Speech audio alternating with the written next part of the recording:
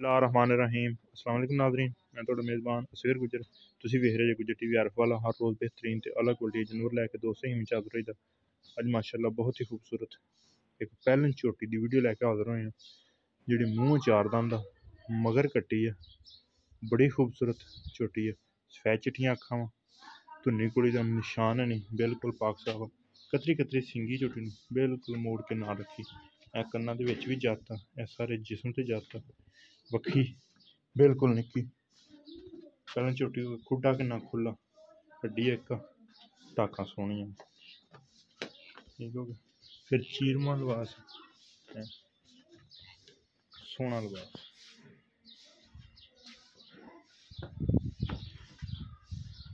गोल्ला मोटे ना कि बरीक थन होन चुंबड़ा वाले, बिल्कुल मोटा सोहना गोल्ला।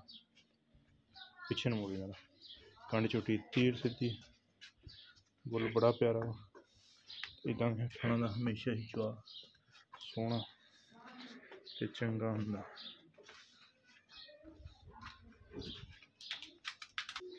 थण कला कला मुठ मुठ दा, खुड्डा सोहना, हड्डियां सारियां चंगियां।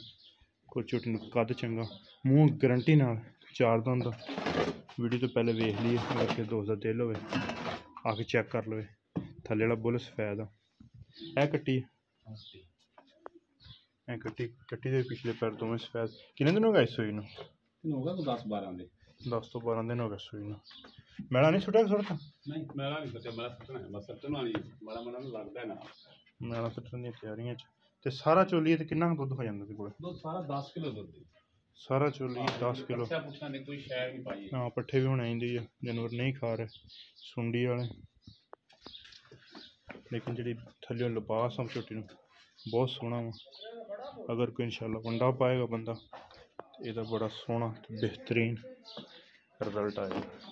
चीनवा लिबास सोहना, अल्लाह दे हुक्म प्योर नीली है, 100% नीली, बहुत ही खूबसूरत पैलन झोटी बिल्कुल। अच्छा जी प्यार मुहब्बत वाली डिमांड आ ना, वो दसनी सी इक्को ही दस देनी है 5-5 करके। हाँ भी आप फाइनल जे आप इन्नी दी वेच देनी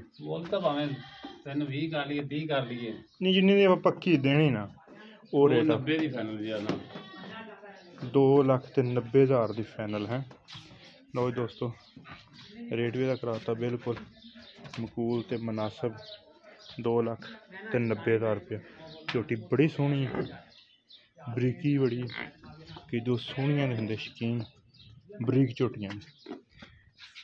थान बड़ा प्यारा कला कला बरीक थान, सॉरी मोटा थाना तो आपदी आपदी जगह ते बेहतरीन।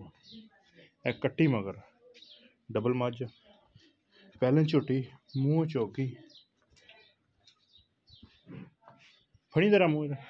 एक बार फिर दोस्तों को फायदे दिए, असी अपनी तसल्ली कर ली।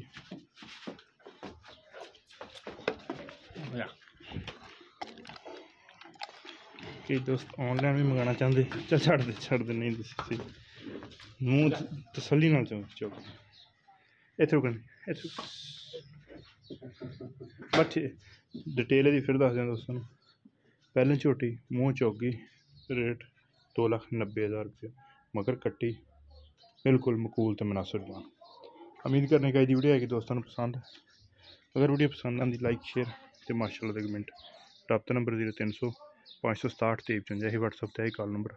लोकेशन तहसील आरफ वाला, ज़िला पाकपतन शरीफ। एक अगली तो नवी बेहतरीन वीडियो में फिर हाजिर होंगे। उस टाइम तक अपने मेज़बान असगर गुजरन की इजाज़त। अल्लाह हाफ़िज़।